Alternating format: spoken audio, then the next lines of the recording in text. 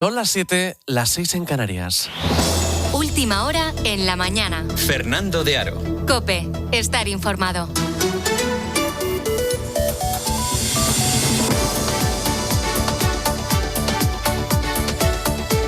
¿Qué tal? Muy buenos días. Bienvenido a la mañana del fin de semana si te acabas de incorporar. Bien hallado si llevas con nosotros desde las 6. Recuerda que hasta las 8:30 te seguimos actualizando y repasando las principales noticias del día aquí en COPE. Te saluda David Casado en este domingo 23 de agosto, un día en el que para muchos españoles ya ha comenzado esa cuenta atrás para que regresen a sus trabajos. Y es que en septiembre, que ya está a la vuelta de la esquina, tendrá que prepararse la gente no solo mentalmente para volver al trabajo, sino también los bolsillos, porque el precio de la luz sigue completamente disparado. El pasado mes de julio ya fue el más caro del año y agosto va camino de superarlo. Si todo sigue igual, la factura de este mes va a poder superar los 100 euros de media. Sería el recibo más caro de los últimos 4 años, solo por detrás del verano de 2022.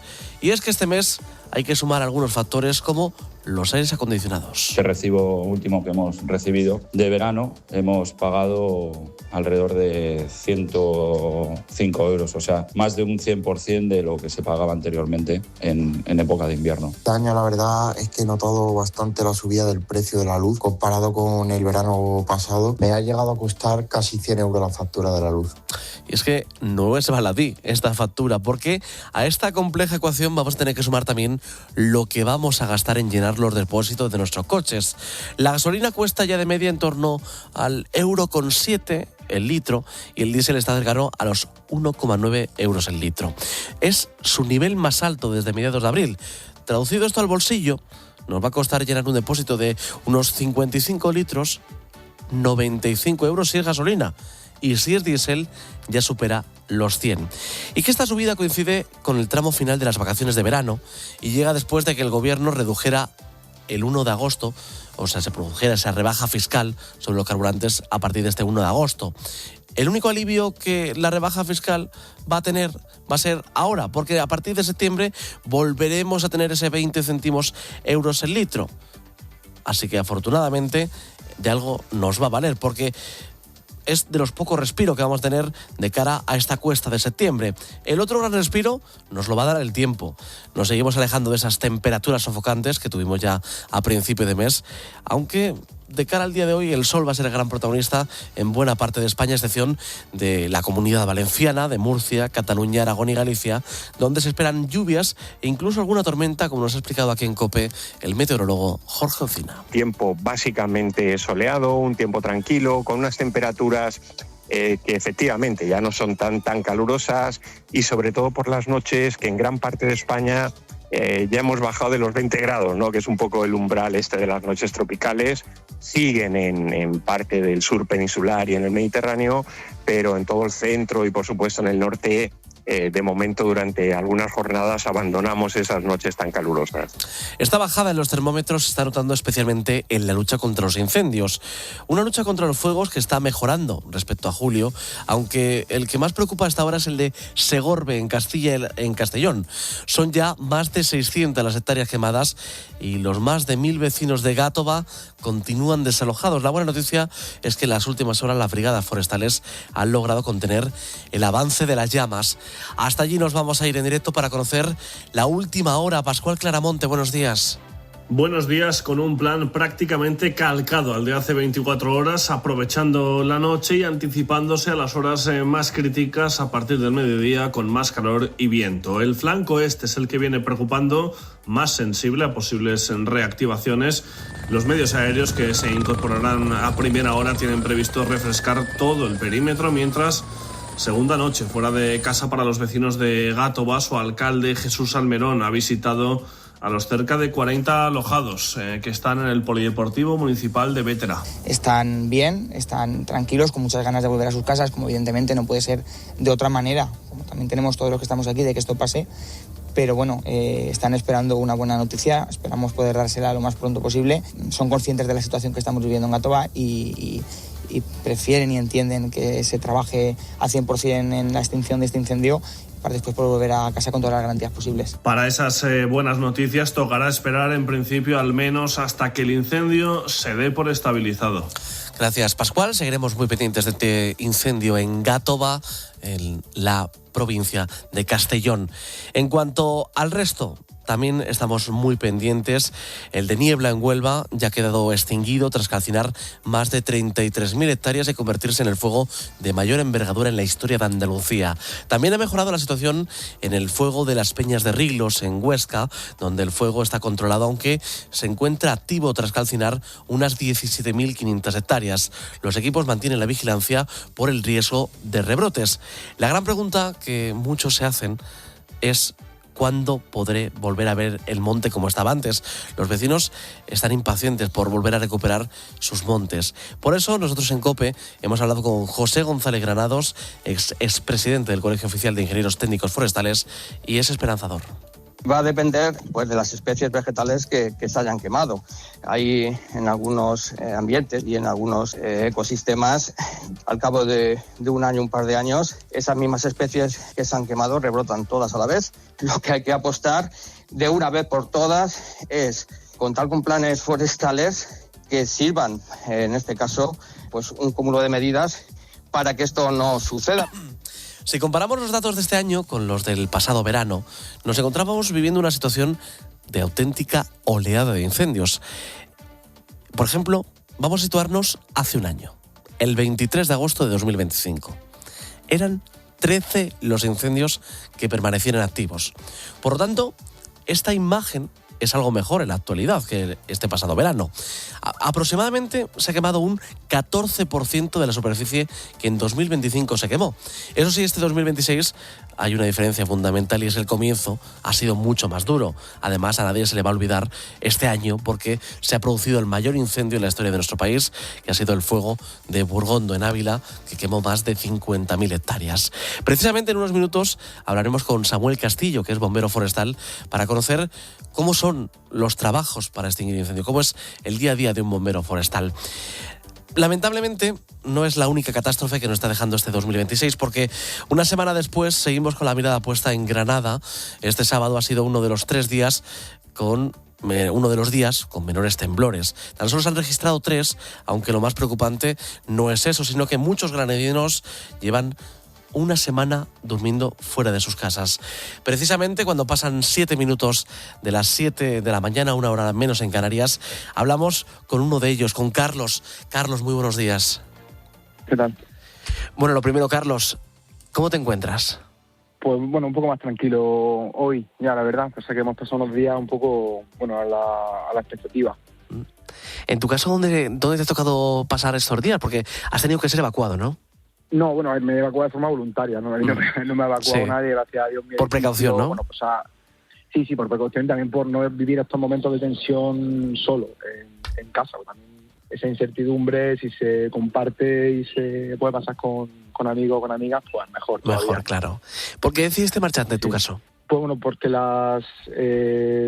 el edificio, aunque no se ha visto afectado de forma grave su estructura, sí que hay marcas de grieta, rozamiento de las placas de pladura en unos casos. Nos quedamos sin agua después del primer terremoto, estuvimos como 4 días sin agua porque reventó una tubería y tardaron en arreglarla. Entonces, bueno, también un poco por comodidad y por una cuestión de practicidad, pues me fui a casa de una amiga que tuvo a bien acogerme y ahí he estado unos días. Supongo que esos fueron momentos de mucha tensión, ¿no? Cuando ese seísmo comenzó a mover todo. Sí, la verdad es que el primero fue bastante sorprendente y bastante potente, y los de los días posteriores, los 2 que hubo seguidos, pues también fueron bastante potentes e inesperados, como todo, ¿no? Supongo, y sí, bastante sobrecogedores, la verdad. ¿Llegaste a sentir miedo en algún momento, Carlos? Claro. Yo creo que es una cuestión de instinto, ¿no? Hay cierta, no sé si suerte de miedo atávico ahí de conectar con nuestros miedos más profundos y más claro, primitivos, pero joder, que se mueve la tierra entera y sobre todo el ruido, ¿no? Yo creo que también lo estaban comentando bastante estos días la gente, el ruido es bastante ensordecedor y sobrecogedor. Entonces, bueno, no es plato de buen gusto, creo que para nadie. ¿Has podido volver a entrar en tu casa para ver cómo está todo? Sí, he ido varias veces después de los terremotos, pues si se había afectado de alguna forma la vivienda, y bueno, lo que te decía, alguna grieta en las paredes, pero una cuestión superficial. Sí que estuvieron técnicos del ayuntamiento con algunos bomberos el otro día por allí revisando el edificio, y se ve que está todo bien y todo en orden, simplemente una cuestión estética, y que tendrá solución, entiendo que lo más pronto y de la forma más fácil posible. Y ahora, en tu caso, Carlos, ¿tú qué te planteas hacer?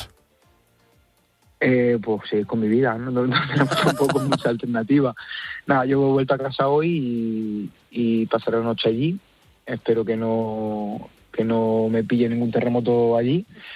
Y nada, si vuelve a ocurrir, si son leves, pues nada, aguantar y a esperar que esto acabe lo más pronto posible. Y si tiene más fuerza de lo esperado, pues no sé, me volveré a casa de mi padre o a casa de algún amigo, a una amiga y a echar los días. Pues esperemos que todo se haya quedado en un susto, Carlos, y que... Ojalá que sí. Porque esto, como bien nos has contado, no es plato de buen gusto para nadie, menos vivirlo en primera persona. Así que, no, totalmente. Carlos Allende, gracias por haber estado con nosotros y por contarnos tu testimonio. Gracias. Un abrazo muy fuerte. Muchas gracias. Igualmente, hasta luego. Y en este domingo 23 de agosto también toca mirar a Ceuta, porque ya hemos superado las 3 semanas desde la entrada masiva de 80.000 migrantes a la ciudad autónoma. 24 días en los que los ceutíes siguen sin poder hacer vida normal. Todo porque en Ceuta continúan cerca de 5.000 migrantes según el gobierno y 11.000 según el ejecutivo de la ciudad. Hasta ahora son muchas las incógnitas que rodean todo lo que está sucediendo en Ceuta y son pocas las respuestas. Por ejemplo, solo sabemos, como explicó el presidente Pedro Sánchez, que esta invasión la provocaron las mafias. Es una violación de la integridad territorial de España, de las fronteras de una ciudad española como es la ciudad de Ceuta. Y en las interlocuciones que hemos tenido con las autoridades marroquíes, lo que subyace es la lectura interesada que las mafias que trafican con seres humanos han hecho de una sentencia del Tribunal Supremo. Esta explicación la dio hace 3 semanas, justo el día después de la entrada masiva y un día antes de poner en marcha sus vacaciones en La Mareta para disfrutar de un palacio patrimonio nacional. Desde entonces, silencio. Claro, por supuesto que un presidente tiene derecho a descansar, pero también tiene una responsabilidad con los ciudadanos, porque una cosa es tomarse unos días de vacaciones y otra muy distinta es dar la sensación de que cuando llega una crisis de esta magnitud, el presidente desaparece de la fotografía. El balance que podemos hacer de estas 3 semanas ha sido que estamos asistiendo a un espectáculo grotesco, más cercano al vodevil que a la propia realidad, porque es una mezcla de desidia, desprecio e incompetencia de dimensiones siderales. Era tarde para tu costumbre, pero al abrir las contraventanas aún pensé que pudieras estar dormido.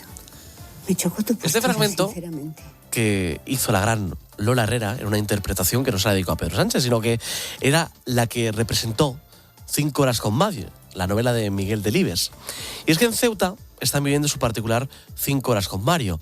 En la obra, Carmen Sotillo se pasa toda la noche hablando con su marido, que acaba de morir y que no puede responderle.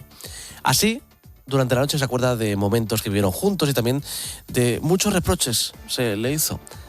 Y es que en la ciudad autónoma llevan semanas hablando al presidente y esperando que le conteste. Y como el fallecido, el presidente sigue guardando silencio. Ahora mismo lo único que tiene marcado Sánchez es una fecha en el calendario. Y es el 22 de agosto de 2027. Y es que dentro de un año se le agota al presidente el margen legal para celebrar las próximas elecciones generales. Su promesa todo este tiempo ha sido la misma: agotar la legislatura. Que mientras la oposición marrullera puede seguir maniobrando, nosotros seguimos gobernando hasta 2027 y todo el tiempo que quieran los españoles. Probablemente Sánchez no espere tanto. Como estratega político que es, intentará aprovechar el único momento en el que PP o Vox se encuentren en su momento de mayor debilidad para conseguir rascar hasta el último escaño posible. Eso sí, la aritmética electoral no le va a dejar demasiado margen. O consigue dar la vuelta a la situación que vive o tendrá muy difícil mantenerse en la Moncloa. A nadie se le olvida la situación procesal de su mujer, Begoña Gómez. Tampoco el caso de su hermano David Sánchez, que ha sido condenado a 9 años de inhabilitación por un delito de prevaricación relacionado por su contratación por la Diputación de Badajoz en 2017. Y a toda esta ecuación hay que sumar el caso Koldo, Ábalos y Santos Cerdán, estrechos colaboradores de Sánchez. Luego tenemos el caso Leire Díez y las presuntas cloacas del PSOE, y podríamos seguir así con un largo etcétera. Y Pedro Sánchez intentará hacer como su libro, Manual de Resistencia. Intentará resistir, agotar la legislatura si puede y buscar el momento que considere más favorable para acudir a las urnas. Pero el tiempo también juega en su contra, porque mientras la Moncloa intenta pasar página, los tribunales siguen escribiendo nuevos capítulos. Y quizá ese sea el mayor problema para Sánchez, que esta historia está aún muy lejos de terminar. 15 minutos que pasan de las 7. A esta hora te cuento más noticias con la ayuda de Xavi Lasso. Tarragona. Las lluvias torrenciales caídas en las comarcas del Tarragonés y el Baix Penedés en las últimas horas han inundado calles, carreteras y campings. Han dejado 11 heridos, de los cuales uno crítico y otro grave. Murcia. Un hombre de 36 años ha fallecido en la tarde de este sábado y otro de 32 ha resultado herido por arma de fuego durante una reyerta ocurrida en el municipio murciano de Alhama de Murcia. Los servicios sanitarios no han podido hacer nada para salvar la vida del fallecido. Papa León XIV. El pontífice ha concluido su viaje por San Marino y Rímini de este fin de semana. Allí se ha reunido con autoridades civiles y ha ofrecido discursos de paz ante miles de jóvenes. Además, ha venerado las reliquias de San Marino y ha concluido su viaje pastoral presidiendo una multitudinaria misa. Canadá y Estados Unidos. El gobierno canadiense impondrá aranceles a algunos productos de Estados Unidos en represalia por aranceles del 50% ordenados por Trump a los productos canadienses. Es un buen lío. Las conversaciones comerciales entre los dos países vecinos han fracasado. La mañana. Fernando de Aro. COPE. Estar informado. Prepárate para otra tarde de fútbol. Activamos los sistemas de mensaje para que... Este domingo en COPE, Atlético de Madrid Villarreal, Getafe Racing y Elche Barcelona.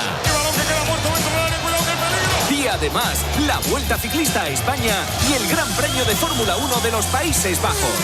Tiempo de juego con Paco González, Manolo Lama, Andrea Peláez y Eri Frade.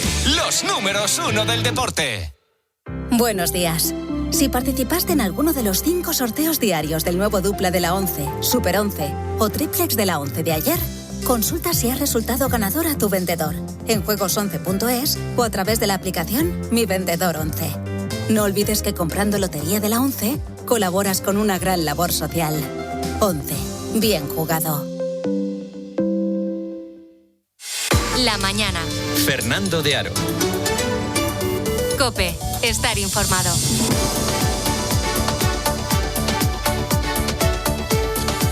Y en los próximos 7 días, hasta 7 ministros del Gobierno van a ofrecer explicaciones por su gestión durante la crisis en Ceuta y lo harán en el Congreso de los Diputados.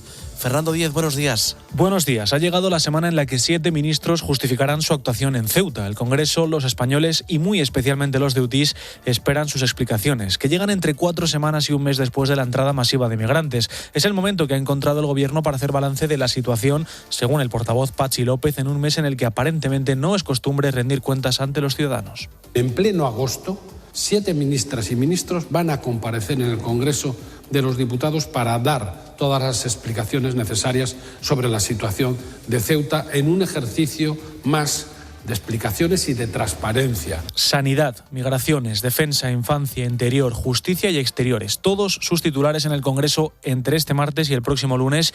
Este mes han llegado de Ceuta testimonios de sanitarios desbordados, de militares contagiados de sarna, de vecinos impotentes y también de migrantes que han sobrevivido y siguen haciéndolo en condiciones precarias desde que llegaron. Agosto ha sido desbordante como poco para Ceuta y estas son algunas de las cuestiones que serán objeto de debate estos días en el Congreso. El presidente del PP, Alberto Núñez Feijóo, ha asegurado que el rey Felipe VI quiere estar presente en Ceuta porque forma parte de sus competencias. Lo hace, por cierto, en la misma semana en la que hemos conocido que el gobierno de España sondeó la posibilidad de pedirle al rey que llamara a su homólogo marroquí para tratar de aliviar la situación.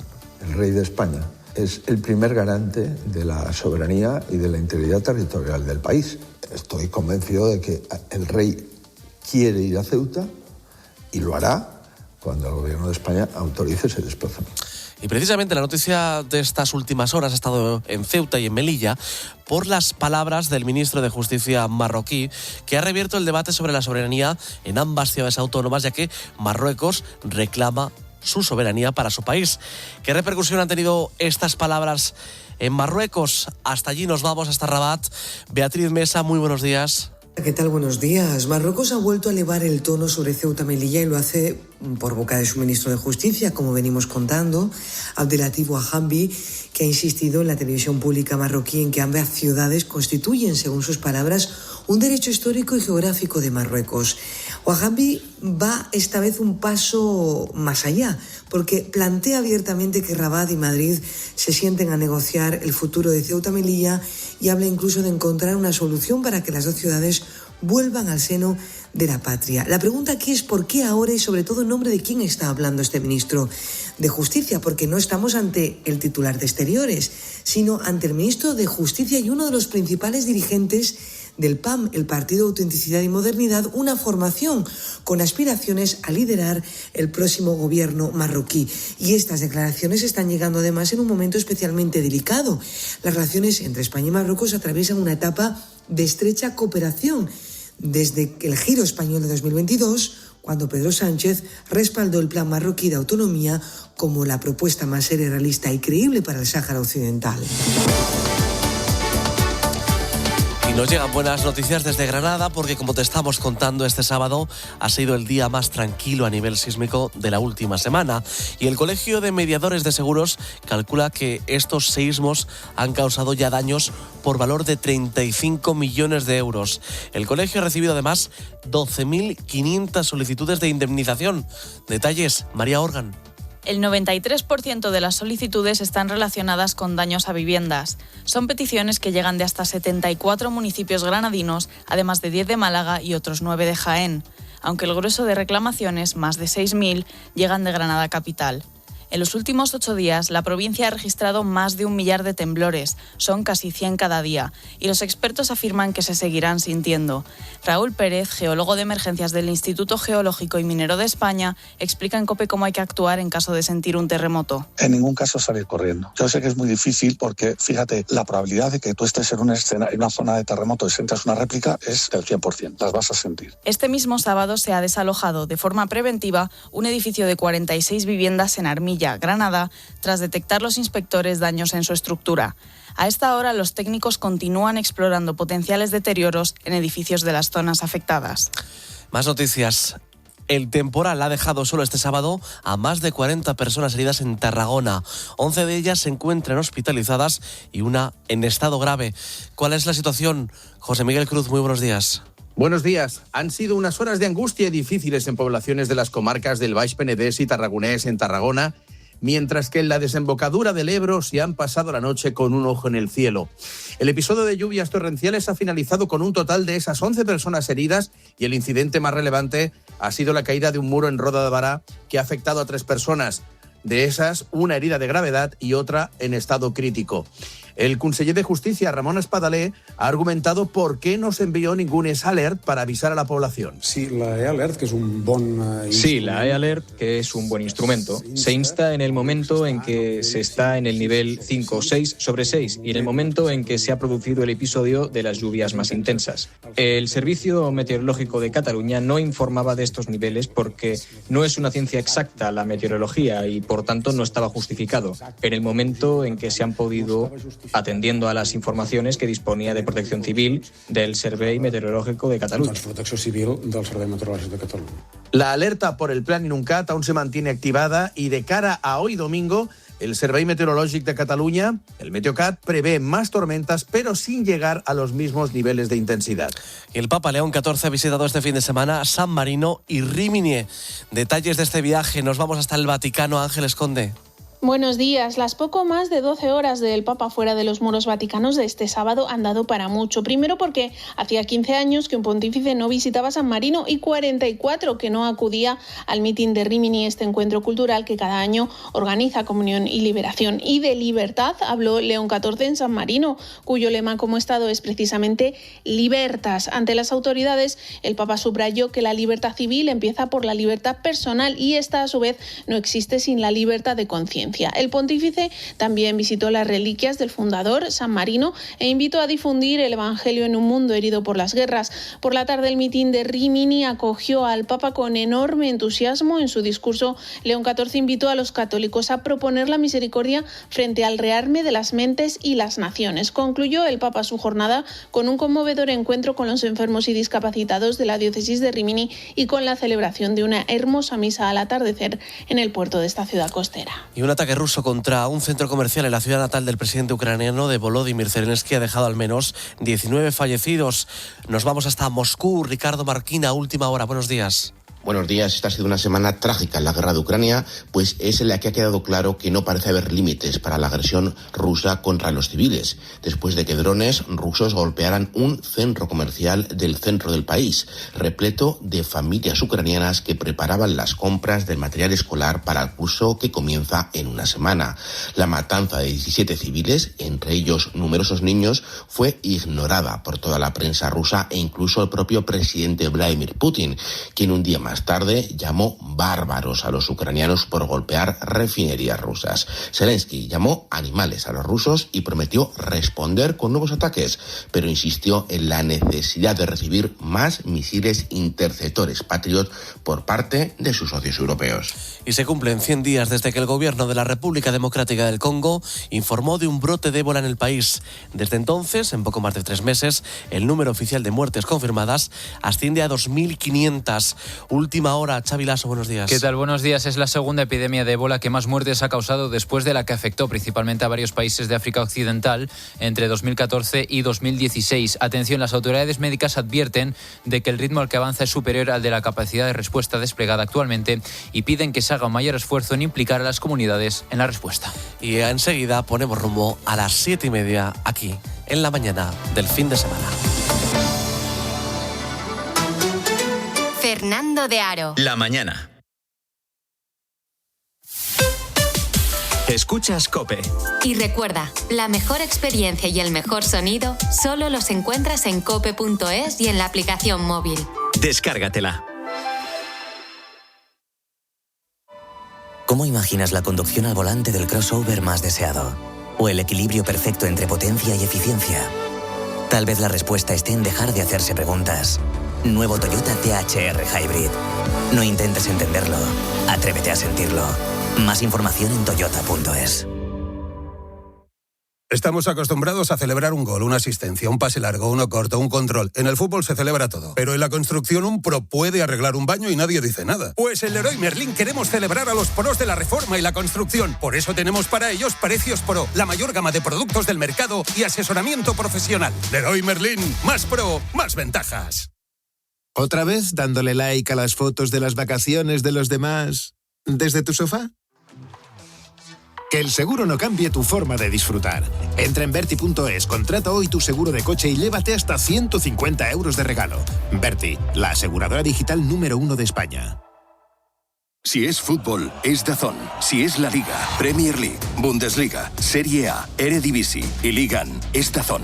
Llévate un año del plan fútbol de DAZN ahora con todas las grandes ligas de Europa por 14,99 euros al mes. Suscríbete ya. Diferencias entre hacer un arroz y un sabroz, versión locutor deportivo. Un arroz. ¡Qué oportunidad perdida! ¡Qué oportunidad! Un sabroz. ¡Gol, gol, gol, gol, gol! ¿Pero esto qué es? Si vas a hacer un arroz, elige Brillante Sabroz. El arroz para quedar siempre bien en tus reuniones familiares o con amigos. ¿Vas a hacer un arroz o vas a hacer un sabroz? ¿Qué?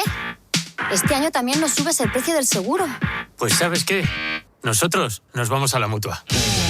Vente a la Mutua con cualquiera de tus seguros. Te bajamos su precio, sea cual sea. Llama al 91 555 5555. ¿Qué? ¿Vente a la Mutua? Condiciones en Mutua.es. Después de tantos años al volante, uno aprende a reconocer un buen coche enseguida y también un buen servicio. En Flexicar.es tienen más de 25.000 coches. Puedes financiarlos hasta el 100% y te dan hasta 3 años de garantía. Yo me compro el coche en Flexicar. ¿Y tú? Los fines de semana en la radio. A ver, dice Gil Manzano, lo va a explicar. El deporte con Paco González, Manolo Lama y el mejor equipo de la radio deportiva. Penalti. Claro, es penalti. Ha pitado penalti. Los fines de semana todo pasa en tiempo de juego. Todo pasa en COPE.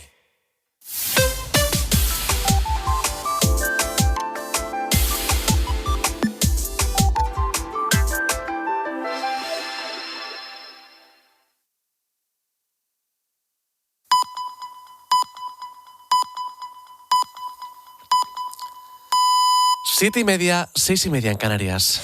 La mañana. Fernando de Aro. COPE. Estar informado. ¿Qué tal? Muy buenos días. Bienvenido a la mañana del fin de semana. Si te acabas de incorporar, bien hallado. Si sigues con nosotros desde las 6, te estamos acompañando hasta las 8:30, actualizando y repasando las principales noticias de este domingo 23 de agosto, una jornada en la que estamos muy pendientes de Ceuta, donde precisamente en unos minutos iremos para hablar con Rosa de Juan, que es guía turística. Mientras tanto, a esta hora están pasando más noticias que te cuento con la ayuda de Xavi Lasso. Lluvias en Tarragona. Lluvias torrenciales caídas en las comarcas del Tarragonés y del Baix Penedès. En las últimas horas han inundado calles, han inundado carreteras, campings y han dejado 11 heridos, de los cuales uno crítico y otro grave. Suceso en Murcia. Un hombre de 36 años ha fallecido en la tarde de este sábado y otro de 32 ha resultado herido por arma de fuego durante una reyerta ocurrida en el municipio murciano de Alhama de Murcia. Los servicios sanitarios no han podido hacer nada para salvar la vida del fallecido. El Papa León XIV ya está de nuevo en Roma. Sí, el pontífice ha concluido su viaje por San Marino y por Rímini de este fin de semana. Allí se ha reunido con las autoridades civiles y ha ofrecido discursos de paz ante miles de jóvenes. Además, ha venerado las reliquias de San Marino y ha concluido su viaje pastoral presidiendo una multitudinaria misa.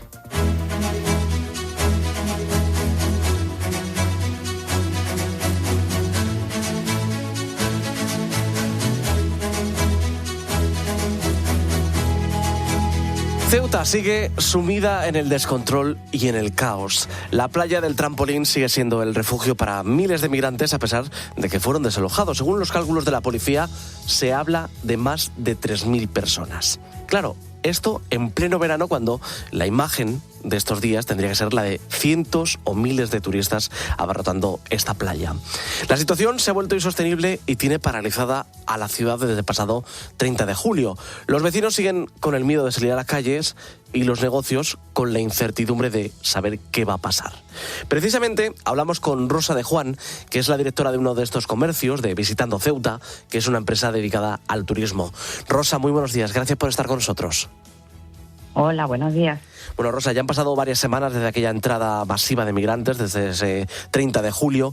¿Cómo está Ceuta ahora mismo? Pues mire, desafortunadamente Ceuta sigue en las mismas condiciones que estaba.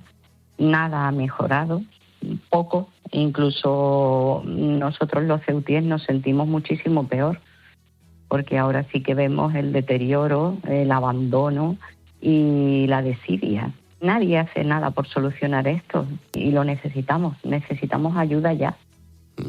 Rosa, la situación es caótica. Sí, hablábamos hace unas semanas contigo, que nos contabas que las expectativas eran bastante malas, pero que dentro de lo malo teníais pensado abrir dentro de unas semanas. ¿Al final habéis conseguido abrir? Bueno, de hecho nuestra empresa sigue abierta, no es que hayamos cerrado permanentemente ni nada de eso, pero es que no recibimos visitas, no recibimos clientes. Es lógico. ¿Qué es lo que se difunde en los medios de comunicación, en las televisiones, en las redes sociales? Se difunde una ciudad invadida, destrozada, llena de personas extranjeras, de estos emigrantes irregulares por la ciudad, y el turista tiene pues miedo. Si tiene posibilidad de elegir otro destino, lo va a elegir. Claro. No va a elegir Ceuta. Claro. Nosotros tenemos la certeza y la plena confianza en que nos vamos a recuperar, que Ceuta va a resurgir, se va a levantar de todo esto y vamos a volver a esa deseada normalidad, pero esto no va a ser inmediato. ¿Y mi empresa qué hace? ¿De qué vive? ¿Cómo seguimos adelante todos los trabajadores que somos? Claro, y más una empresa dedicada al turismo, que vivís prácticamente de la imagen de la propia ciudad. Es el sector más perjudicado. Claro. El sector del turismo. Los hoteles ahora mismo están llenos, pero están llenos de policías, de guardias civiles venidos de la península, de medios de comunicación, que están todos aquí en la ciudad, y nada más. Pero cuando esta noticia primera se vaya, cuando ya no seamos novedad, esos hoteles también van a quedar vacíos, porque turismo no hay. Claro. ¿Al final habéis podido llevar a cabo alguna de las rutas que teníais por la ciudad? Bueno, pues hemos llevado afortunadamente algunas personas valientes que han querido apoyarnos y no cancelar, pero las menos, lo digo de verdad. Y luego, bueno, estamos haciendo algunas cositas. Tenemos un campo de voluntariado aquí en Ceuta ahora mismo, de chicos jóvenes de muchas autonomías diferentes que vienen a un campus que se llama Conoce Ceuta, y ellos están, pues desafortunadamente, conociendo la Ceuta que hay actualmente. Claro. Todo el mundo nos llama, ¿cómo podemos ayudar? ¿Cómo podemos apoyar? Pues necesitamos que cuando esto vuelva a la normalidad, todo el mundo confíe en Ceuta y venga aquí a vernos, que es una ciudad maravillosa. Eso es lo que yo le pido a España. Es una gran desconocida Ceuta para muchos españoles y es una pena, porque además estaríamos en la época alta, ¿no? Para todos vosotros, ¿no, Rosa?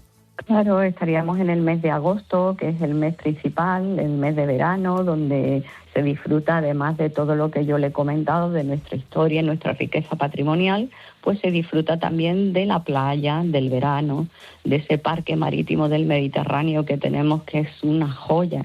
Todo eso es nuestro disfrute en verano y está todo anulado. Claro. Las playas, ¿quién está ocupando las playas?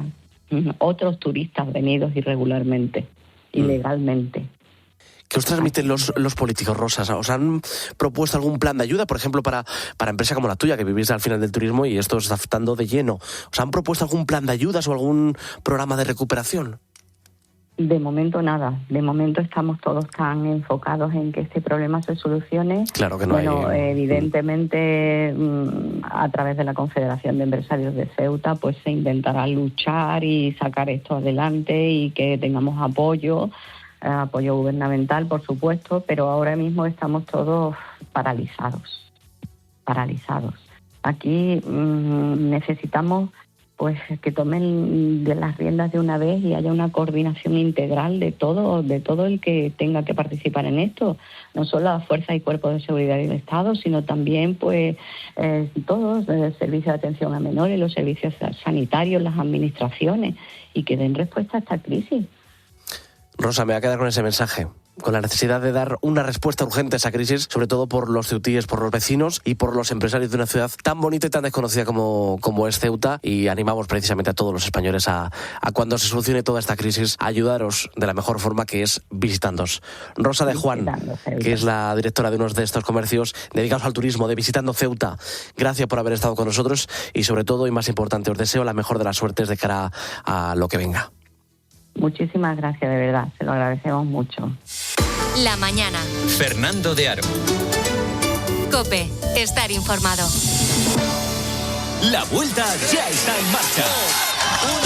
Y en COPE te lo estamos contando minuto a minuto. ¡Qué espectáculo! Con Quique Iglesias, Óscar Pereiro, Luis Pasamontes, Joan Prat y Alberto Arau. A la parte debajo del manillar. Cada etapa desde las 4 de la tarde en COPE+, en cope.es y en tu móvil. ¡Qué corredorazo le hemos... Y los fines de semana, cobertura especial en tiempo de juego. ¿Qué pasa en la vuelta? Hasta el 13 de septiembre, la Vuelta Ciclista a España en COPE. Fosprin Plus de Soria Natural patrocinan la clasificación general de la Vuelta Ciclista a España. Las zapatillas deportivas Abutarda patrocinan a la Selección Nacional de Salto Lateral, porque Abutarda son zapatillas de ganador. ¿Y en qué le convierte a usted eso si no lleva unas Abutarda? Exacto, en un perdedor, un miserable, un desecho social, una piltrafa humana. Así que cómpreselas ya y deje de dar pena.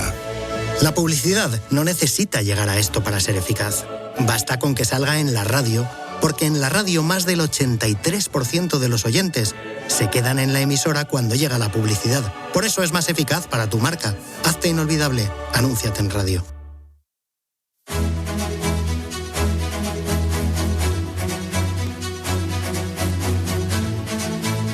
La mañana. Fernando de Aro. COPE, estar informado. A esta hora nos vamos a situar en Gaza, donde dentro de muy poco, concretamente el próximo 7 de octubre, se van a cumplir 3 años del inicio de la guerra. La situación en la franja sigue siendo muy grave, porque hay un alto al fuego muy frágil, la guerra a gran escala sí que es verdad que se ha reducido, pero los ataques continúan. También continúa la crisis humanitaria y el desplazamiento de miles de personas. Y todo esto mientras las negociaciones para avanzar en una segunda fase del alto al fuego siguen completamente estancadas.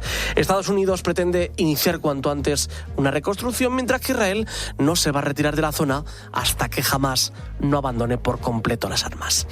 Para conocer cuál es la situación en Gaza, hasta allí nos vamos a ir de la mano del padre Romanelli, que sirve en la parroquia latina de la Sagrada Familia, todo ello allí en la Franja de Gaza. Padre, muy buenos días y gracias por atendernos. Muy buenos días, ¿cómo anda? Lo primero, padre, ¿cómo es la situación ahora mismo allí en Gaza? La situación, no obstante que ha mejorado respecto al antes del alto el fuego de octubre de 2025, la situación sigue siendo crítica, sigue siendo muy grave, con más de 1.000 personas muertas por bombardeos durante toda esta época de tregua, y bueno, las infraestructuras que mayoritariamente están destruidas siguen siendo destruidas. Hay bombardeos incluso en el centro de la ciudad. Digamos, la situación es verdaderamente de una emergencia, de una, no sé cómo se dice, criticidad, no sé si existe en castellano. Sí, pero entendemos. Terrible, porque yo utilizo una imagen siempre que no es nada nuevo, pero es como si fuese un tsunami o después de una catástrofe, pero sin la ayuda necesaria. Entonces la emergencia avanza. Si nosotros recordamos lo que fue el tsunami de 2004, por ejemplo, si nadie hubiese ayudado a esa pobre población, los daños hubiesen sido mucho más grandes. Y eso es lo que pasa ahora en la Franja de Gaza. Las ayudas humanitarias consistentes, es decir, de gran cantidad y permanentes, constantes, no un día sí, otro no, un periodo sí, otro no, son absolutamente necesarios para la mayor parte de la población que vive en tiendas, con casi 40 grados de temperatura y a veces más de 40 grados. ¿Y cuántas personas pueden estar ahora mismo en esa situación, padre? En la población civil de Gaza, según distintas estimaciones, somos 2.300.000 personas, algunas hablan 2.200.000 personas.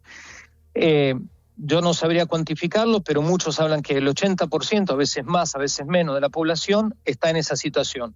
Porque aparte, el que vive en una casa, lo que quedó de una casa, a veces quedó una sola habitación, porque el edificio todo fue derrumbado, entonces tiene que obligatoriamente poner plásticos o lo que encuentre, nylon en las ventanas, o la mitad de la casa, literalmente poner algo para no caer al vacío en un edificio, por ejemplo. Entonces la mayor parte de la población experimenta esas necesidades. Y ni que hablar de electricidad, de agua, de medicina. Madre mía, padre, o sea, la situación sigue siendo prácticamente la misma, solo que los ataques se han reducido, digámoslo así. Sí, por ejemplo, la electricidad, el sistema eléctrico no está desde casi el inicio de la guerra de 2023. Cada uno trata de producir energía como puede. Nosotros teníamos 3 generadores eléctricos, uno se nos fundió, otro desgraciadamente ha sido bombardeado, era el generador de las hermanas de la Madre Teresa, y el tercero, que esperemos que Dios le dé larga vida, porque es el cual vivimos aquí en la parroquia, los refugiados, que no obstante que ahora son un número menor, pero somos unas 80 personas viviendo aquí, la casa de la Madre Teresa, la escuela, el oratorio, las clínicas externas que le proveemos un poco de energía, y también bombeamos y purificamos agua para 400 familias del barrio. Todo eso es gracias a que con el generador ese logramos a precio de oro, porque el litro de diésel hoy está a unos 10 euros, y no tiene nada que ver con la crisis del estrecho de Hormuz, ya por la guerra, digamos, ¿no? Entonces, y un poco de paneles solares que hemos recuperado de la guerra, la mayor parte han sido rotos.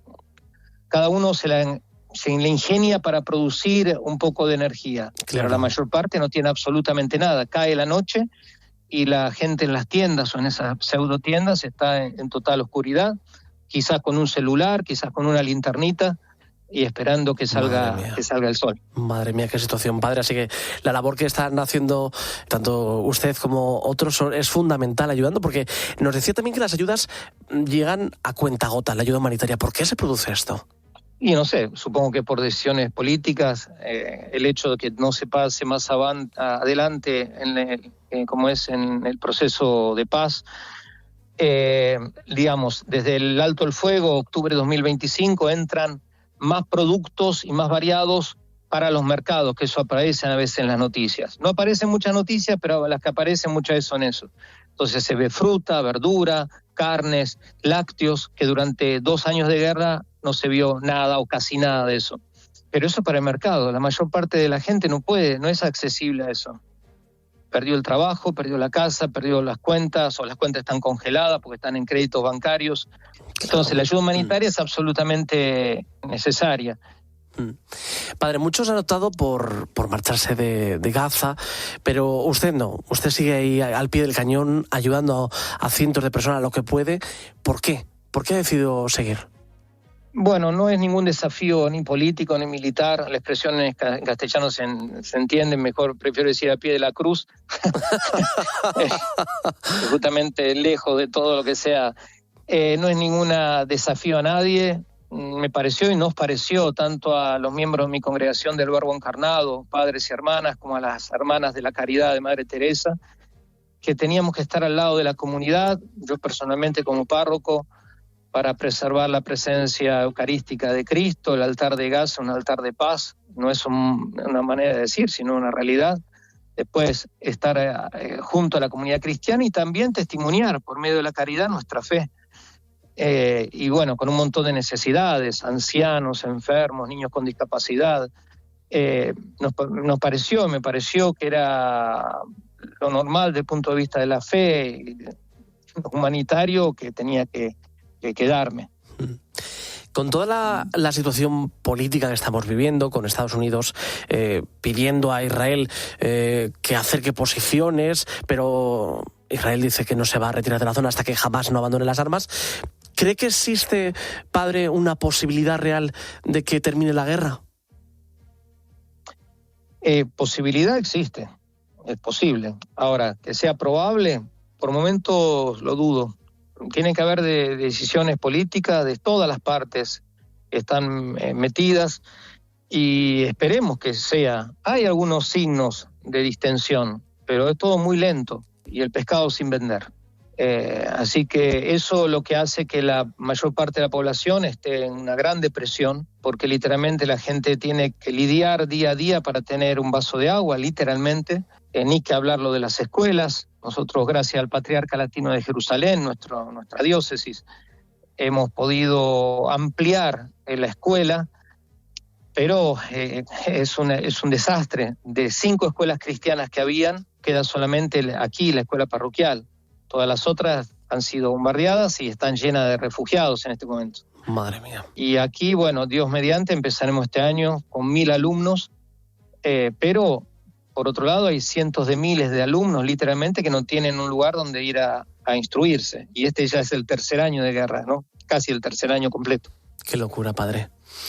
Padre, si pudiera hablar directamente con los líderes, con Benjamin Netanyahu o con Donald Trump, ¿qué les diría? Que no obstante que sea difícil las decisiones que haya que tomar, que sea todo verdaderamente en orden. La paz es posible, no es un irenismo. La paz justa es necesaria, con el respeto de cada persona humana. Cada israelí, cada palestino tiene una dignidad única y irrepetible, la misma dignidad humana. Entonces, de hacer más esfuerzo para que de manera inmediata se hagan pasos concretos para terminar esta guerra y para sembrar las bases en la sociedad de Medio Oriente. Toda la sociedad está sufriendo, tanto en Israel como en Palestina. Con ese mensaje me quedo. Padre Romanelli, que sirve en la parroquia latina de la Sagrada Familia allí en la Franja de Gaza. Padre, gracias por estar con nosotros, gracias por contarnos la situación y sobre todo, gracias por la labor tan importante que hacen. Que Dios los bendiga, gracias. Un abrazo. Trágicamente, estamos asistiendo otro año más a cómo los incendios forestales queman prácticamente cada centímetro de nuestro país. Recuerda esta cifra, 250.000. Son las hectáreas que llevamos calcinadas solo este año.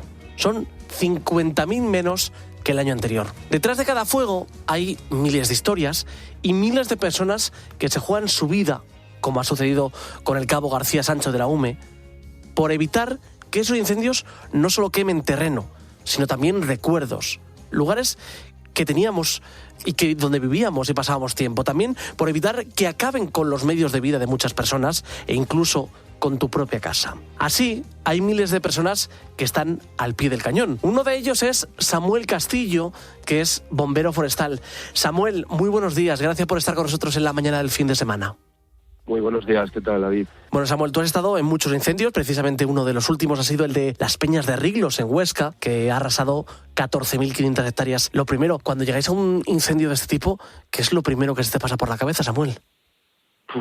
Pues bueno, ya como llevas unos cuantos años aquí trabajando, te acostumbras, la verdad. Sí que es cierto que es una pena porque lo ves todo de una forma muy distinta. Por ejemplo, por ponerte un ejemplo, a Picos de Europa fui con unos amigos de mis padres y había una zona que había sido afectada del año pasado, de los incendios, y claro, ellos estaban flipando, de impresionados, de decir, joder, pero ¿cómo puede estar esto? Y yo, si te soy sincero, estaba como si estuviera trabajando, dando una vuelta por el monte, viéndolo todo quemado. O sea, llega un punto que lo aprecias de una forma distinta. Claro, al final es mucha vocación, ¿no? Sí. Al final aquí la gente está porque le gusta este trabajo, porque ya, bueno, como bien se sabe, las condiciones podrían ser mejores, como todo, pero esto ya debería ser a un nivel mayor, la verdad. En tu caso, Samuel, ¿cuántos años llevas como bombero forestal? Yo llevo trabajando 5 campañas de incendios forestales. 5 campañas. Empecé en el año 2022, sí. Y cuando te enfrentas a un incendio de estas magnitudes, como por ejemplo el que hemos comentado de las Peñas de Riglos, ¿qué es lo primero que tenéis que hacer? ¿Qué es lo primero que os mandan? Yo en mi caso estoy en una base transportada. Entonces nosotros llegamos con el helicóptero, embarcamos en el helicóptero, entonces ya el piloto y el agente medioambiental se ponen en contacto con el puesto de mando avanzado que haya en ese incendio. Hay muchos medios, hay mucho ajetreo, pero bueno, más o menos se organiza, desde allí se organiza todo. Entonces te van, como se suele decir comúnmente, despachando. Te van designando, te van designando hacia un punto. Por ejemplo, se suele sectorizar el incendio en estas magnitudes y a nosotros lo embarcamos y nosotros nos deja el helicóptero en esa zona, el técnico y el agente medioambiental, que son los que vienen con nosotros, están enterados y a lo mejor te toca el sector 4, el sector 5, el sector 6 y a partir de ahí ya actuamos según lo que diga el jefe de sector. Bueno. Hay que hacer un tendido de manguera, pues vas con una Charlie, con una autobomba y te pones a hacer un tendido de manguera para hacer ataque directo o para refrescar. Ahí ya depende, pero yo en mi caso, al ser peón, yo cumplo órdenes de momento. A mí ahí es llegar y que me manden. Pero hacéis tareas muy variadas, como nos está contando Samuel, desde, por ejemplo, hacer cortafuegos hasta incluso, como nos contabas, afrontar directamente el fuego. ¿Qué es lo más complicado a la hora de mirar cara a cara al fuego? Porque debe ser una de las experiencias más terroríficas, por lo menos lo que yo creo. Sí, como te digo, es que es ya acostumbrarte, la verdad. Sí. Acostumbrarte, hasta como has visto, le coges gusto. Pues es una sensación extraña, siéndote sincero. Es como ponerte, no sé cómo explicártelo, ¿eh? Es una sensación muy difícil, ¿no? Te toca pagarlo. Claro. Como dice un señor agente que tenemos aquí, Alfonso, que le mando un saludo, es como mirar al diablo a los ojos. Madre mía. Es literalmente es mirar al diablo a los ojos y te tienes que enfrentar a él. Pues dependiendo de qué situación estés, por ejemplo, allí en el de Huesca sí que hemos vivido unas situaciones de eso, de que había unas llamas, pero impresionantes. ¿Tú has llegado a pasar alguna vez miedo en alguno de estos incendios? Por lo general no, o sea, siempre he sido consciente de dónde he estado, he tenido la suerte de trabajar con grandes compañeros y profesionales que saben detrás de lo que van y no he vivido ninguna situación, obviamente se viven situaciones de riesgo, ¿sabes? Claro. Pero es lo que te digo, yo ya he llegado a un punto de que yo llevo 5 años, pero aquí hay compañeros en la base que llevan 20 años, que llevan como esta gente medioambiental, compañeros que llevan 10 años aquí en la base, que han estado en incendios como el de la Sierra de la Culebra, y no sé, o sea, estás tranquilo, porque eso sí que es muy importante, aunque sorprenda, ¿sabes? Hablándolo ahora contigo, dices, joder, ¿cómo vas a estar tranquilo viendo en dónde te estás metiendo y tal? Al final es tu trabajo. Sí, estás dentro de un fuego, pero tienes que tener esa calma, tener esa cabeza, plantear bien las cosas, porque al final, si no, todo es un lío y se te puede desmadrar. Sí. Ahí al final te juegas la vida. Así que también tienes que ser siempre consciente de la situación y todo. Así que también es un trabajo muy psicológico. Sí, yo considero que sí. Tienes que tener mucha calma, saber detrás de lo que vas, eso está claro, eso a base de los años de experiencia. Yo te lo digo de verdad, yo hablo con algunos compañeros pero me quedo impresionado de la capacidad que tienen de saber controlar situaciones, saber llevar a gente, porque claro, ya no es que te metas tú ahí, es que tienes que mandar, nos tienen que decir dónde nos tenemos que meter. Siempre nosotros tenemos un criterio del cual podemos explicar o negarnos a algo, pero por lo general, con la confianza que tenemos, sabemos el buen trabajo que hacemos es: si hay que meterse, se mete. Si hay que pegarse una chuchón, nos pegamos una chuchón. Sí, al ataque directo. Si toca llama, pues vamos a llama. Madre mía, sí. Lo que sea, con el batefuegos, vamos turnando, vamos... Y al final es todo organizarse, llevarse bien con los compañeros. Eso es muy importante. Tener un día a día que, a pesar de que aquí podamos tener más movidas, menos, y a nivel personal, luego... Yo lo veo en los incendios y nunca he coincidido con nadie que no haya sido profesional. Es algo que te une. Aunque seas completamente diferente, no tengas ni el mismo... Da igual, es algo que te une. Samuel Castillo, bombero forestal, gracias por habernos acompañado en la mañana del fin de semana y sobre todo, y más importante, gracias por la labor que hacéis ahí al pie del cañón en muchos incendios, evitando que se pierdan no solo cientos y cientos de hectáreas, sino también recuerdos, los medios de vida de muchas personas que son su propio trabajo, incluso sus casas. Así que, Samuel, lo dicho, gracias por la labor que hacéis. A ti, vaya todo bien, muchas gracias. Un abrazo. Fernando de Aro. La mañana. Escuchas COPE. Y recuerda, la mejor experiencia y el mejor sonido solo los encuentras en cope.es y en la aplicación móvil. Descárgatela. Vive tu mejor verano en Amavir. Disfruta de unas vacaciones con tranquilidad, bienestar y la mejor atención profesional. En Amavir encontrarás estancias con todas las comodidades, actividades, cuidados personalizados y un entorno donde sentirte como en casa. Residencias para mayores Amavir. Infórmate en el 901 30 20 10 y en amavir.es. Ganarles el derbi es lo único que pido. Volver a ser grandes. Otro sextete será demasiado. Vuelve a soñar. Vuelve el fútbol a Movistar. Vive todos los partidos y competiciones como si estuvieras en el estadio. Además, con resúmenes y contenidos extra. Infórmate en tiendas, en el 1004 o en movistar.es. Meter la maleta, la tuya, la suya, la de tus hijos, sombrillas, toallas, abanico y crema de sol. ¿Has cogido el bañador? Has cogido bañador. Rotonda, salida, atasco, 20 kilómetros, 90, 200, que si tengo hambre, que si tengo sed. ¿Cuánto falta? ¿Cuánto falta? ¿Cuánto falta? ¿Cuánto falta? ¿Cuánto falta? ¿Cuánto falta? Y... una estación de servicio Repsol. Uff. Qué bueno es parar. Sobre todo cuando tienes buen café, tus chocolatinas favoritas, irresistibles bocadillas de jamón y los mejores servicios en carretera. Se hace camino al parar. Repsol. Abre la puerta de tu piso al seguro de hogar de Mutua.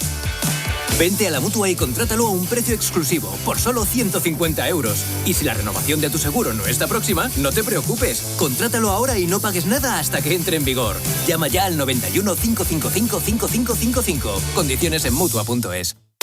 Estos sí son unas segundas rebajas, solo en Rapimueble. Dormitorio juvenil compacto 389. Conjunto de matrimonio de canapé más colchón 354 euros. Más ahorro, más ofertas, más barato. Segundas rebajas en Rapimueble. Estamos muy cerca de ti y en rapimueble.com. Ahora sí sé lo que es estar tranquilo. ¿Seguro? El mío, Nara Plan Ahorro, desde 30 euros al mes y rentabilidad garantizada. Ahorro sin darme cuenta. Es que invertir en uno mismo es el mejor plan. Para lo importante, las cosas claras, si quieres ahorrar, tu sitio es Nara. Confórmate en naradigital.es o llama al 91 387 41 99. Por la mañana en la radio. La última hora y el rigor de Carlos Herrera. ¿Dónde tenemos puesta hoy la mirada? Hay varias miradas puestas en varias cosas. Una de ellas es China, porque allí ha ido... De lunes a viernes desde las 6 de la mañana, todo pasa en Herrera en COPE.